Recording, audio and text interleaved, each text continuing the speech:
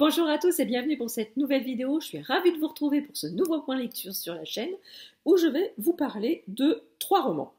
Donc voilà, sans plus attendre, on y va. Alors avant toute chose, je voudrais vous remercier pour toutes les questions que vous m'avez envoyées pour la FAQ des 300 abonnés. On doit être à la tête de 24 questions, je crois. Bon, alors il y en a certaines qui reviennent, qui sont à peu près les mêmes, donc du coup je passerai assez vite sur ces questions-là une fois que j'aurai répondu précédemment, bien évidemment. Je ne sais absolument pas combien de temps va durer la vidéo. À mon avis, je pense que ça va durer un petit moment. Mais bon, je ne l'ai pas encore tournée.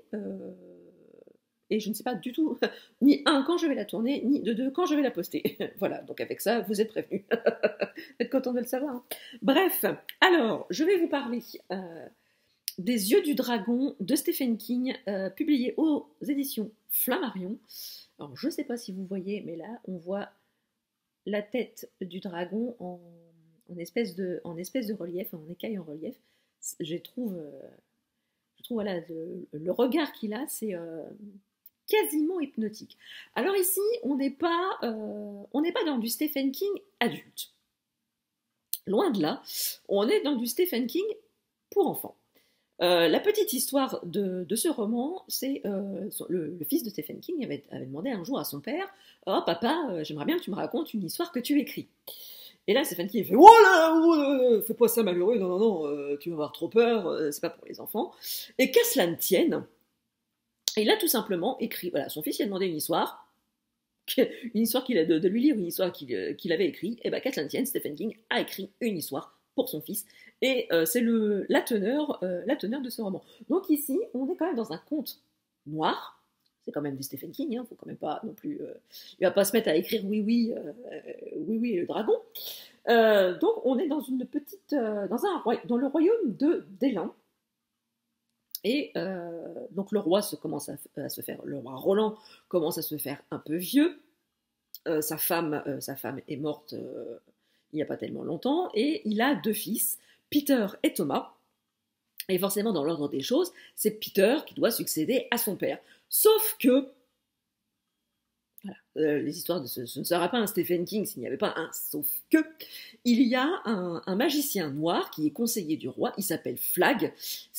Il est un peu nébuleux cet homme-là, mais lui, il souhaite que ce soit Thomas qui prenne la suite de son père. Donc, il va faire un certain nombre de choses pour arriver à ses fins, afin que Thomas puisse prendre la succession de son père. Alors, je ne vais pas vous raconter pourquoi, mais voilà. Alors, dans un bon tiers du roman, le narrateur, parce que l'histoire nous est racontée sous forme de conte, donc il y a un narrateur qui est un observateur externe à l'histoire, et donc il nous raconte l'histoire de Delin, l'histoire de Roland, de sa femme Sacha, et de ses 2 enfants. Et donc du coup, pendant un bon tiers du roman, c'est un peu mou du genou quand même, mais l'histoire se met en place. Le narrateur met en place les personnages, et après, l'histoire démarre. Et donc voilà, on est dans un conte avec des méchants, avec des gentils, et on retrouve quand même la patte de Stephen King. C'est quand même noir. Alors oui, c'est pour les enfants, il n'y a pas de meurtre atroce, il n'y a pas de sang qui gicle, non. C'est tout dans la subjectivité, tout dans la finesse, dans la sujéction, et tout pour exacerber l'imagination des enfants. Alors forcément, quand on est une adulte de 40 piges, bon, mon imagination est quand même assez fertile. J'ai quand même bien aimé sur moi. J'ai beaucoup aimé les personnages, et notamment les personnages secondaires. J'ai beaucoup aimé les personnages secondaires de ce roman. Donc, je disais que j'avais beaucoup apprécié les personnages secondaires de ce roman, qui apportaient quand même une densité au récit, et voilà, et ils sont secondaires. Ils n'ont que le nom de secondaire, parce que ils ont tout autant d'importance que les personnages principaux. Mais c'est vraiment pour des jeunes, pour des 12 ans, 13 ans, Je pense que c'est un bon début pour commencer les Kings, pour se mettre un petit peu dans l'ambiance noire du King. C'est vraiment un bon début pour pour mettre un pied dans son univers. Je vous conseille vraiment Les Yeux du Dragon de Stephen King. Alors ensuite, sur ma liseuse, j'ai lu le premier tome de Menel Hara de Vincent Dionisio, publié aux éditions Inceptio. Je vous mettrai ici la couverture pour que vous puissiez vous imprégner un petit peu de la chose. Et donc ici, on est dans un récit SF. On est dans une cité qui est construite sur piliers. Donc vous voyez, vous avez la couche du bas, comme on dit, les piliers, et vous avez une cité qui se trouve sur les piliers, la haute ville, comme on appelle. Elle est, voilà, on a la haute ville et la basse ville. Cette ville était tout à fait normale auparavant, et on a un architecte qui a décidé de retransformer la ville. Et alors, dans les hauteurs, forcément, vous avez les nantis, les riches, qui s'accaparent un peu toutes les riches, un peu, voire beaucoup, toutes les richesses de cette ville. Elle est dirigée par les 7 familles et le chef des 7 familles qui régit tout ça. Et malheureusement, vous avez le restant de la population qui se situe en basse ville. Et ça vivote, hein, mais tout le monde galère en basse ville, hein, donc c'est compliqué. À côté de ça, vous avez une espèce de secte qui s'appelle les Putras, qui...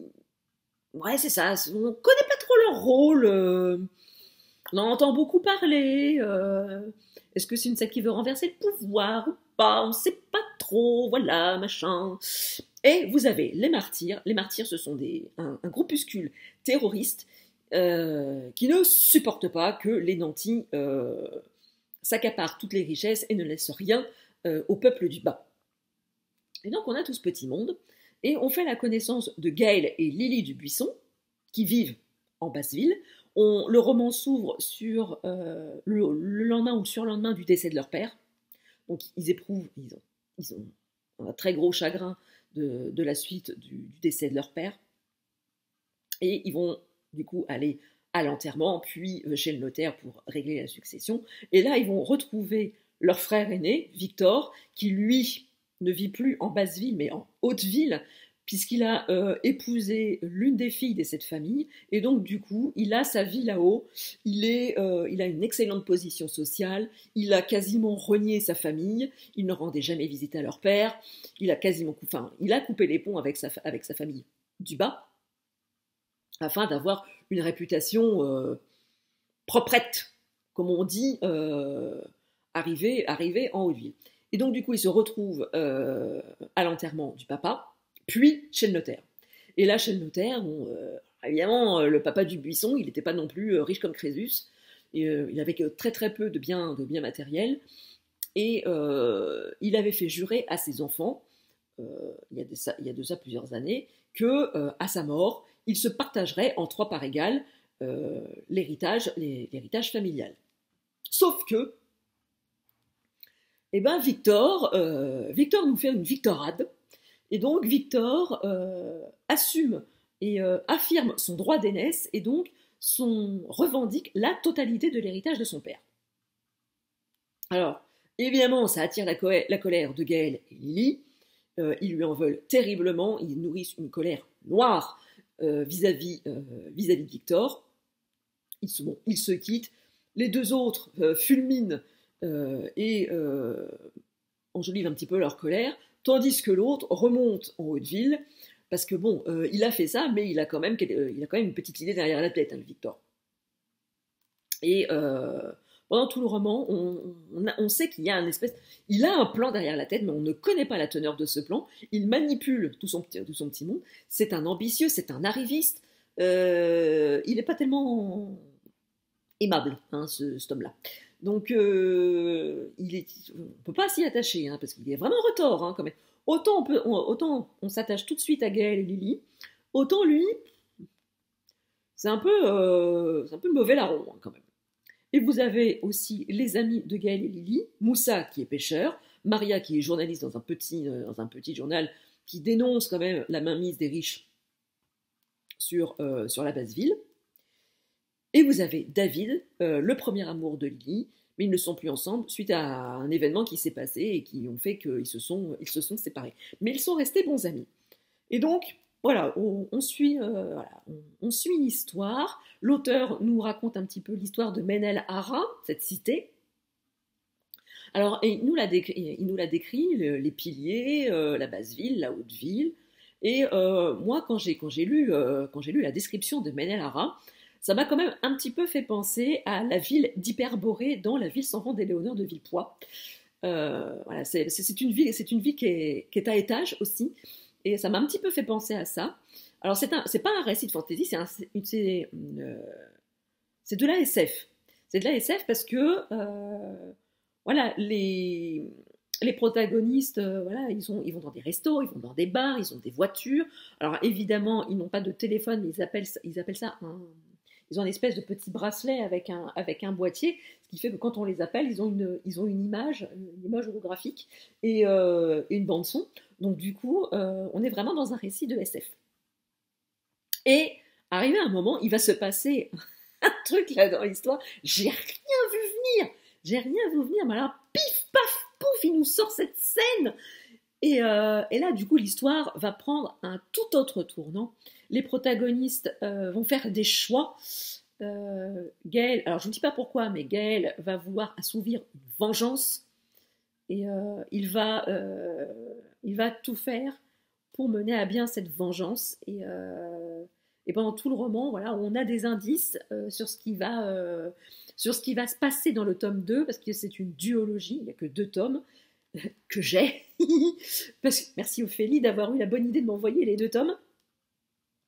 Parce que, évidemment, à la fin du tome 1, on dit « Oh, il faut que je lise le tome 2 pour savoir ce qui se passe, quoi !»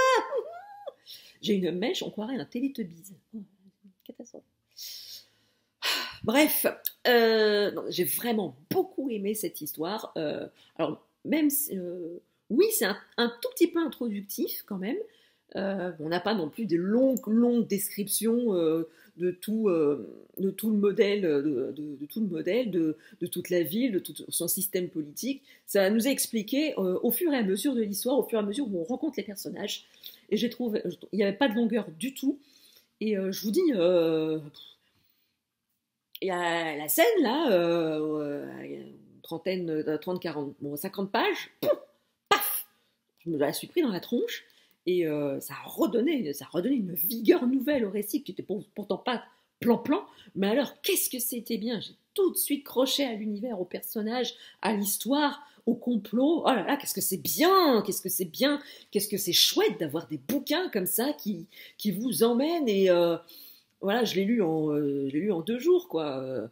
Et je suis super contente d'avoir le tome 2 à proximité parce que j'ai vraiment grandement envie de savoir la fin. C'est vraiment super chouette, quoi.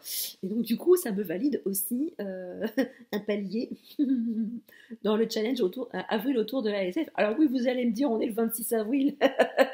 Tu chies dans la colle quand même. Oui, bon, j'aurais pas fait un grand palier. Enfin, voilà, j'aurais pas fait un challenge de ouf. Mais j'aurais validé au moins 3-4 paliers, ce sera déjà pas mal, hein, vous me direz. Bref, donc franchement, une très très bonne lecture de ce tome 1. Je vous conseille vivement cette saga si vous aimez la SF, et si vous aimez les histoires de famille, les complots, et les villes un petit peu du futur, comme nous on les imaginait, quoi. Dans les années 80, on imaginait les villes du futur, les voitures qui volent, c'est ça. Et on est en 2021 et on constate que les voitures ne volent pas. Voilà, bon, bref.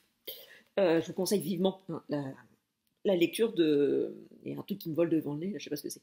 La lecture, là je vous montre ma liseuse, mais en fait vous voyez rien du tout. Ah, la bourrique. Bref, je vous conseille vivement la lecture de ce premier tome de Menel-Hara. Et enfin, je vais vous parler de La mer noire de Jean-Bernard Pouy et Marc Villard, publié aux éditions Gallimard dans la collection Série Noire. Alors c'est un tout petit livre. On a une histoire écrite à 4 mains par Jean-Bernard Pouy et Marc Villard, qui sont 2 grands noms du roman noir français. Jean-Bernard Pouy est le papa du Poulpe, C'est lui qui a créé ce personnage, c'est lui qui a créé cette série avec un cahier des charges bien particulier. De nombreux auteurs ont écrit une aventure du poulpe. Alors, vous avez un cahier des charges précis avec un certain nombre de choses obligatoires qu'on doit voir dans les romans du poulpe. Et ensuite, au-delà de ça, les auteurs ont largement de quoi faire fonctionner leur imagination et de créer une histoire qui leur est propre. Donc ici, pas de poulpe, mais des poules. Humour quand il nous tient. C'est nul. Bref, donc on va parler de poules. Oui, on va parler un petit peu de poules. Alors dans la première partie écrite par Jean-Bernard Pouy, on fait la connaissance de Jean-Pierre et Clotilde, le papa et la petite fille. La maman est partie alors que Clotilde avait 6 ans. Ça fait un moment qu'elle est 5-6 ans, ça fait quoi, 6 ans qu'elle est partie. Et du coup, Jean-Pierre élève seul sa fille Clotilde. Alors Clotilde, elle est fandard. Hein. Elle a 11 ans, mais elle n'a vraiment pas froid aux yeux. Elle est très curieuse, par moments, elle cherche un petit peu à titiller son père pour qu'il sorte un petit peu de sa réserve, pour qu'il sorte un petit peu de son univers un peu plan-plan, un peu poussif. Et elle est très marrante. Et un été, son papa lui dit écoute, on va partir en vacances dans la gare désaffectée là, que son papa a acheté pour une bouchée de pain. Et du coup, c'est leur lieu de villégiature, leur lieu de vacances. Là-bas, elle va retrouver ses cocottes, ses petites poules, et leur coq, qu'ils ont appelé Balladur. Enfin, c'est le papa qui a appelé le coq Balladur. Quand on imagine le vrai Balladur et puis qu'on l'associe à un coq, franchement, on aurait pu l'associer à un pélican. Enfin bref. En tout cas, ça fait beaucoup rire son père. Et alors du coup, Clotilde, qu'on appelle Clo-Clo, elle aime beaucoup lire. Et en prenant le train pour aller sur leur lieu de vacances, elle lit Zazie dans le métro. Et franchement, ça m'a fait beaucoup rire parce que c'est tout à fait l'image, enfin la référence qui m'est venue en tête quand j'ai commencé à lire ce roman et que j'ai découvert le personnage de Clotilde, c'est une réplique de Zazie dans le roman Zazie dans le métro de Raymond Queneau. Et donc ils vont arriver à la gare. Il y a un train qui est arrêté dans cette gare désaffectée parce que ce sont des gens, des manifestants qui râlent qui manifestent contre la fermeture des petites lignes SNCF qui sont pas rentables, mais qui quand même servent quand même la population. Et ils vont du coup emmener Jean-Pierre et Clotilde dans leur folie. Et ils vont arriver à destination, ils vont rencontrer les forces de l'ordre. Et ça va mal se passer. Clotilde va aller à l'hôpital. Bon, il lui arrive rien de grave. Elle est légèrement blessée, mais ses jours ne sont pas en danger. Et ils retournent chez eux à Paris. Et un jour, en rentrant d'école, quelle ne fut pas la surprise de Clotilde en retrouvant sa mère dans le salon avec son père. Et là, elle a toujours cru que sa mère était partie en voyage en Inde. Et finalement, elle apprend que sa mère était dans une maison de repos, dans un hôpital psychiatrique, mais dans une maison de repos pendant tout ce temps. Et qu'elle a décidé de revenir au bout de 6 ans. Ce qui n'est pas trop... D'abord, tout son imaginaire, toutes les histoires qu'elle avait pu se raconter sur sa mère volent en éclats et elle en veut du coup beaucoup à ses parents. Et la première partie s'arrête là. Et la deuxième partie, écrite par Marc Villard, du coup, on fait la connaissance de Véro, la mère de Clotilde, le lendemain de son départ, le lendemain ou du jour où elle a quitté son mari et sa fille. Et on va apprendre ce qui s'est passé et comment elle a pu arriver à passer 6 années dans une maison de repos. Alors, c'est des histoires de gens comme vous et moi, pas complètement dans la misère sociale, mais qui ont des préoccupations quotidiennes, très terre à terre. On y croise aussi des gens qui vont manger à la soupe populaire, des gens qui luttent contre, contre le fric, contre la loi du fric, avec les fermetures des petites lignes SNCF. On voit aussi les gens qui espèrent une réinsertion après avoir passé un certain temps en maison de repos. Donc voilà, puis c'est des gens, voilà, c'est des gens qu'on pourrait côtoyer, qui pourraient être nos voisins. C'est très sociétal, mais bon, c'est la marque de fabrique des deux auteurs. C'est noir, parce qu'il y a aussi des choses pas sympas qui se passent, mais c'est vraiment chouette. Alors le bouquin fait 140 pages, je l'ai liquidé en une soirée. Voilà. Mais bon, moi j'aime bien.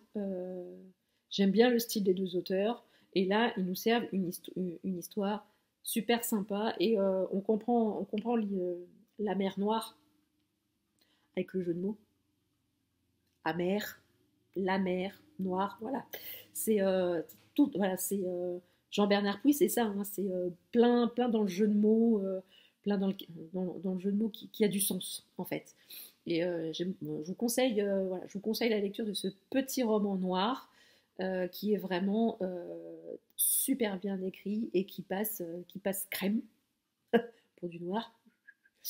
Donc j'ai passé un chouette mois. Voilà, je trouve que c'est quand même, il est à 15 € pour 2 heures, 2 heures et demie de lecture. Je trouve que c'est un tout petit peu cher quand même, mais bon. Si d'aventure vous le trouvez en occasion ou en bibliothèque, je vous conseille la lecture de ce petit roman noir.